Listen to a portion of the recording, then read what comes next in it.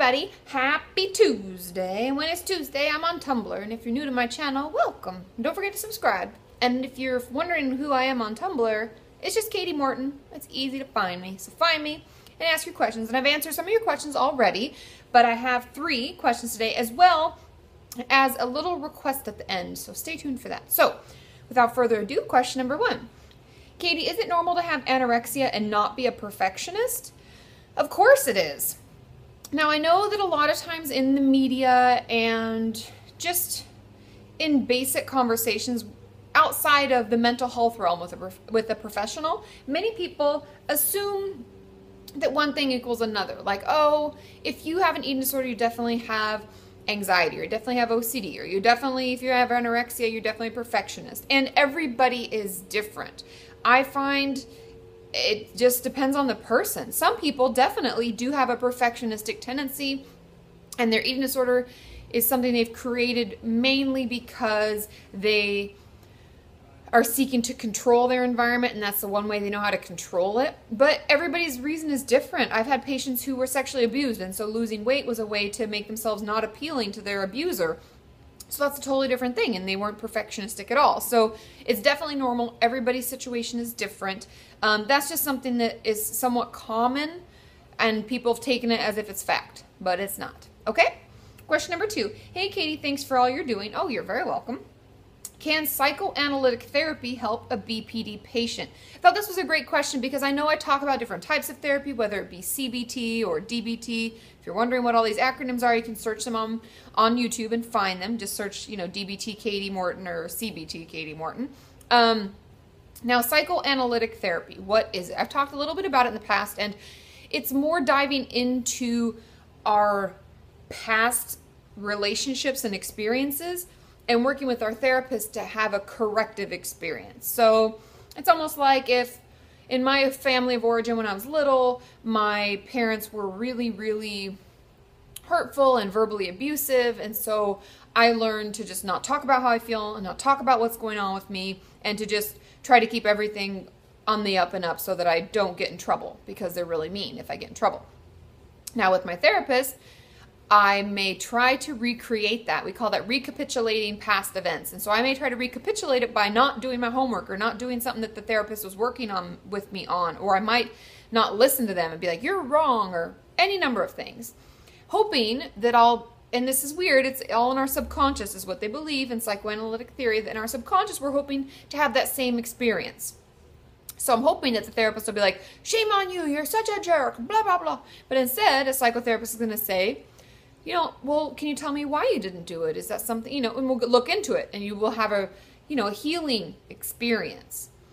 With DBT, I find this to be the least helpful of therapies, because when it comes to people with borderline personality disorder, we need help in the moment, in the now. I need help managing my emotions. I need help slowing down my reaction time. I need to think from my wise mind. I need to take some time. I need to learn the stories of my emotions now. It doesn't really help us to dig deep in the past and then try to work on that. We need to work on things now. So I would encourage you, if you have the option, because all therapy is better than no therapy. Am I right? Like getting any kind of therapy I think is helpful, as long as your therapist is, working with you and you feel like you're working towards things.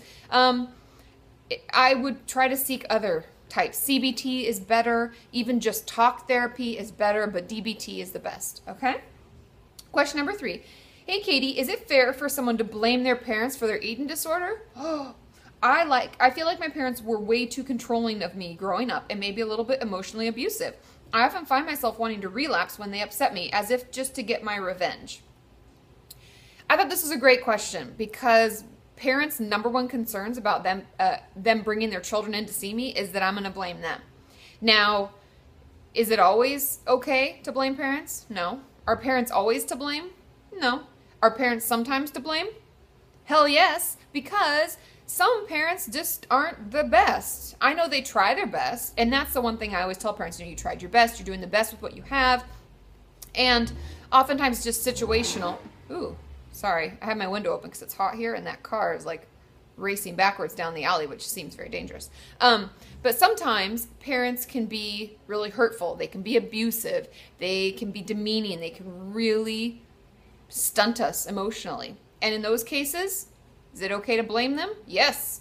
But you know where the blame falls when we talk about getting better? On us, because we have to work on it. Yeah, they dealt us a shitty hand because they weren't really around or they did some horrible things, but seeking help and working on recovery for ourselves is something that I would encourage you to focus on.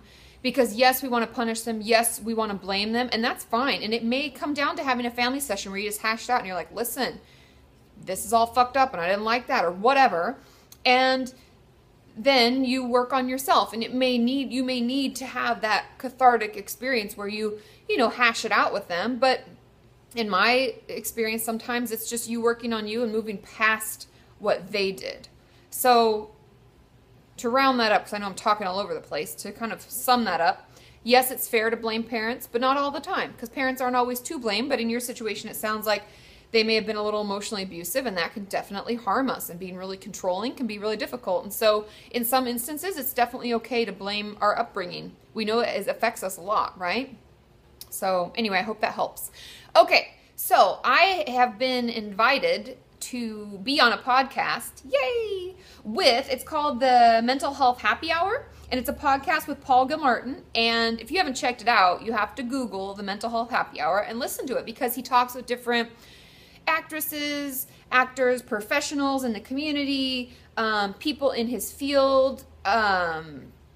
Anyway, it's really cool. It's kind of a take on mental health, and he talks honestly and openly about all of his own experiences. He has a blog where he is very candid about struggles he's had and what he's going through, and I find it just so awesome. If you're ever wondering if something that you're feeling is normal, or you just want someone to listen to that you feel like is talking about things that really apply to you. He talks about bipolar disorder, eating disorder. He talks about everything. It's just like me, but from a non-professional standpoint, but he has professionals on sometimes, just talking and hashing out situations. Now, I am going to get to be on his show, and he was asking about what I would like to talk about. Now, my initial response was I was going to email right back and be like, I'd like to talk about and debunk the myths about eating disorders and self-harm. I thought that would be kind of cool. But I need to come up with 3 to 6 topics, and I thought, who better to ask than you, in hopes that you'll listen. I'll tell you when it's going to be actually put on the live stream on the podcast. But yeah, so what would you like me to talk about? What do you think is good for people to hear?